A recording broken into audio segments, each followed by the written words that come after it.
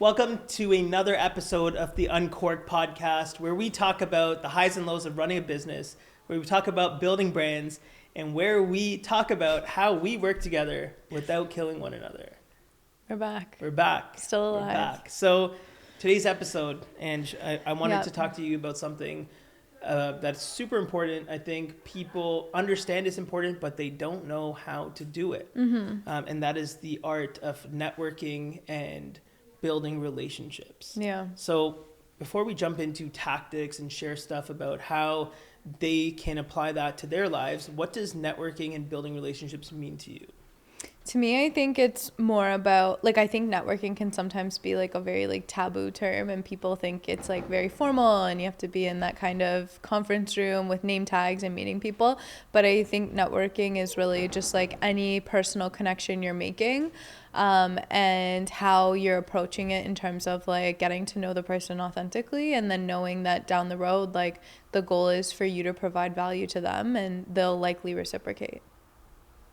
Well said. Well said. Just to add to that, I define whole networking as building connections, meeting new people, adding value, and just essentially growing that network by doing things for other people.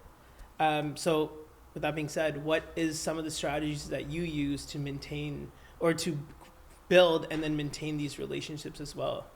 Yeah, I think one thing, and we've touched on this a couple of times, is just being super genuine with your intentions.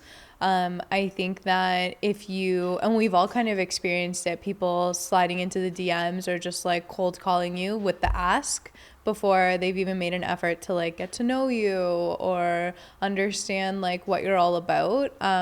I think that making sure it comes across authentic and build that connection before you go into this is how you can help me or this is how I can help you. I think that's a big piece of the puzzle. Yeah, and then I think I do this really well, and we see it all the time, and with all the questions that I ask is be curious. So ask people questions, learn from them, be open with the idea that, hey, I'm learning, I want to be in your network, I want to learn from you and the people around you, but at the same time I want to provide value to you. So it's being curious by asking questions, and how you pay people back in return is essentially adding value to their life. And the whole thing is not what is it that I can get out of this relationship, but what can I do to help you? 100%. Agreed. Yeah.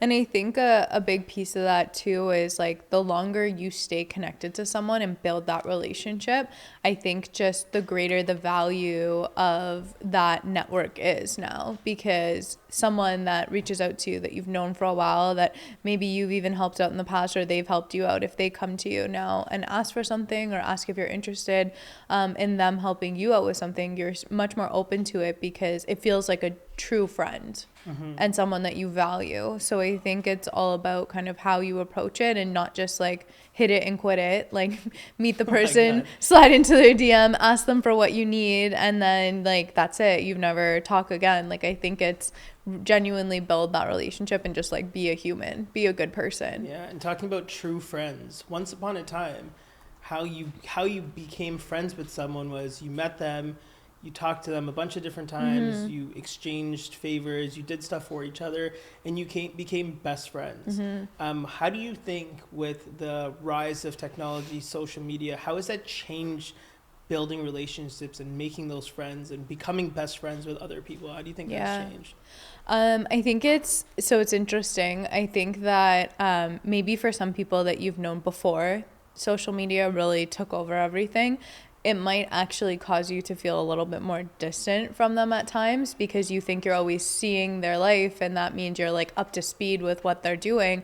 But in reality, maybe you haven't physically seen them or hung out with them in a while. So maybe that's causing a little bit of separation from those older style relationships. But on the flip side, I think it's a great way to keep in contact and meet new people that you would never have crossed paths with outside of social media. And I think we see it all the time. We have good friends that live in different countries and it feels like we know everything about their life, and we talk to them like every day or every other day, and we're doing similar things, and it's like it closes how big the world feels, and I think brings together people who have those kind of common interests, which to me is like the coolest part about social media, because I think that like you have a really great saying for this, but it basically makes anyone in the world accessible. Yeah, accessibility is huge, and the last few years I think has showed us way more that we weren't able to connect in person with people, and we started learning ways to build relationships online, and we've seen that over time, and now it's really cool because those relationships that we've been building for the last 3-4 years with people online through webinars or Zooms or Instagram lives or collaborated social posts. Now we're getting to meet them in person, and it's elevating relationships. So totally, super interesting. When we talk about accessibility part though, I like this.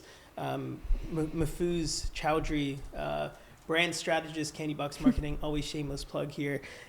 He told me one thing once, and it stuck with me. And after that, I'm like, this is like brilliant. And it might sound simple to others, but what it is. First off, who's your favorite celebrity? Oh my gosh, that's hard. I don't even know. Pick one celebrity. No, I literally don't Kim know. Kardashian. Let's do this. So Kim Kardashian. What if I told you that I had an app that you had the opportunity to literally message Kim Kardashian today and tell her that you want to make a cocktail with her? How much money would you spend on an app like that? Yeah, it'd be so high value. Yeah, it would be so high value. And if you think about it, it's Instagram, it's TikTok, it's LinkedIn. You already have it. We have the platforms to message literally anyone we want in the world. Yeah. Yet people are super afraid to, or they don't know how to. So why I bring this up is that what I wanted to do is like, hey, how can we leverage these tools to help expand our networks and build those relationships? Any advice there? Yeah, well, I think kind of a cool segue off that. I didn't expect you to bring up Kim Kardashian, but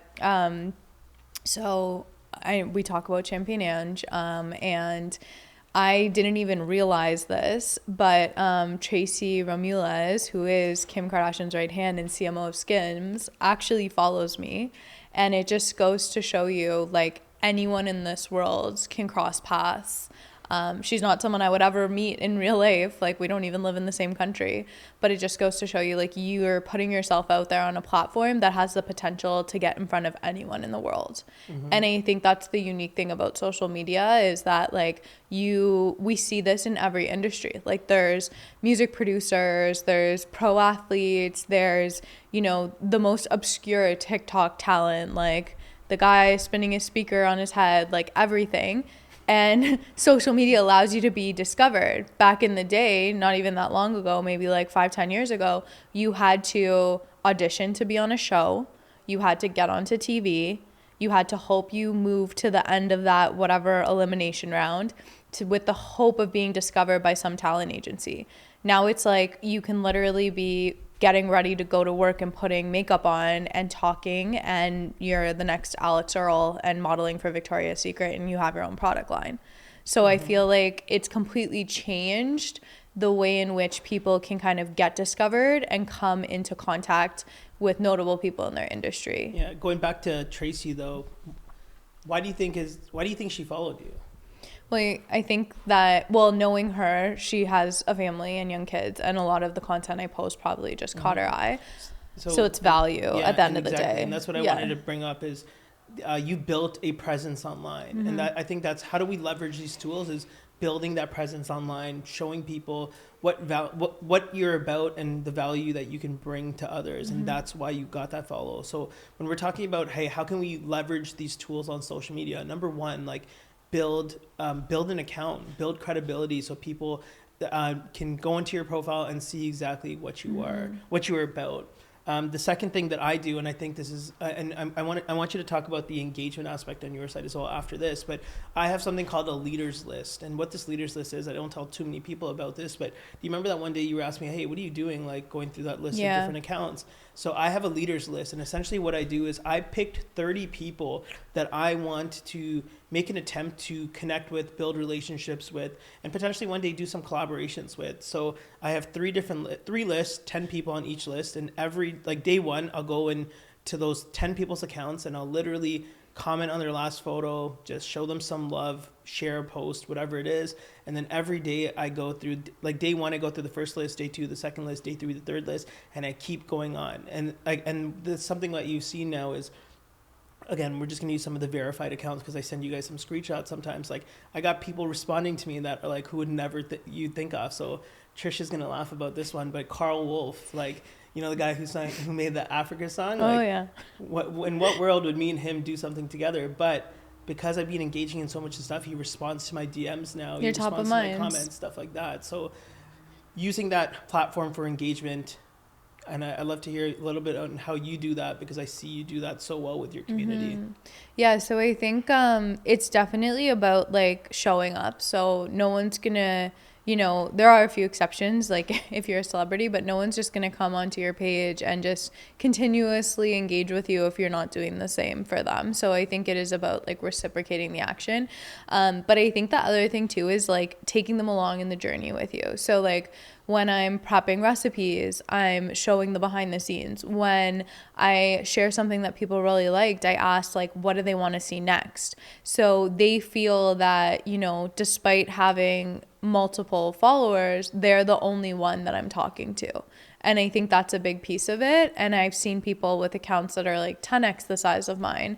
And when they respond to me, I'm like, wow, this, like, they make it feel like I'm the only person that follows them. And they like know me and they care what I have to say. So I think it's a big piece of like making them feel invested in the journey, because now like they're in it with you. And I think you see that on a lot of accounts that really take off. It's like, oh, I remember when you were like shooting in like your parents' basement, and now look, like you have 3 stores and this and that. And like we even see it. We look at people's accounts and we're like, look at how far they've come, and you're personally invested in their story. So I feel like that's a big piece of just like kind of showing up and taking people along for the ride, because now like they feel like they're a part of it too.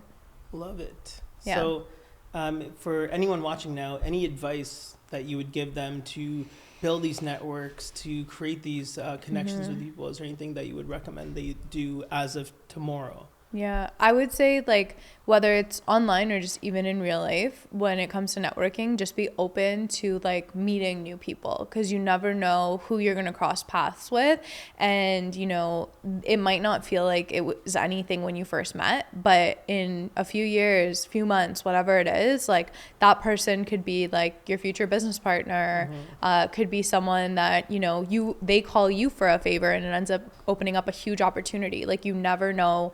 So it's that old saying of like, treat everyone kind of with how you would want to be treated, because you never know like who they're going to be to you in the future. Yeah. And anyone is wondering, hey, how do I build these networks and create these connections? Is go to networking events, go to workshops, do different things where you really want to just be around other people. So that's that. And I think the last thing and the most important, we're probably going to end it on this part, is just using social media strategically. And we kind of talked about it today, is like building those leader lists, the people that you want to connect with, engaging with people, sharing content, just whatever it is you need to do people to build you look those up relationships, do that.